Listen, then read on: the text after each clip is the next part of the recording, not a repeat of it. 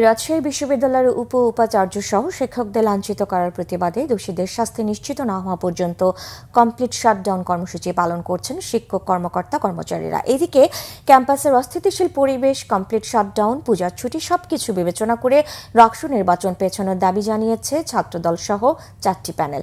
সকাল 9টা থেকে শিক্ষক কর্মকর্তা কর্মচারীদের কর্মসূচি শুরু হয়। শহীদ বুদ্ধিজীবী চত্বরে সমাবেশের পর প্যারিস রোডে করেন মানববন্ধন। এতে শিক্ষক নেতারা বলেন, এর আগেও বিশ্ববিদ্যালয় প্রশাসনের করা কোনো তদন্ত কমিটির রিপোর্টই আলোর মুখ দেখেনি।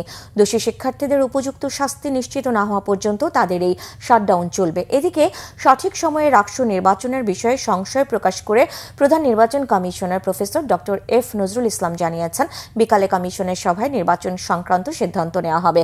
অন্যদিকে শিক্ষক ও কর্মকর্তা কর্মচারীদের শাটডাউন ও বেশিরভাগ শিক্ষার্থীর ক্যাম্পাস ত্যাগের কারণে বর্তমানে রাকসু নির্বাচনের পরিবেশ নেই বলে সংবাদ সম্মেলন করেছে 4টি প্যানেল সহ স্বতন্ত্র কয়েক প্রার্থী। দুপুরে সম্মেলনে লিখিত বক্তব্যে জানানো হয়, সনাতন ধর্মাবলম্বীদের দুর্গাপূজা ও বিশ্ববিদ্যালয়ের সাধারণ ছুটির পাশাপাশি অনাকাঙ্ক্ষিত কমপ্লিট শাটডাউন নির্বাচনে সব প্যানেলের সব স্বতন্ত্র প্রার্থীর প্রচারণায় বাধা হয়ে দাঁড়িয়েছে। এসব বিবেচনার দাবি জানান তারা।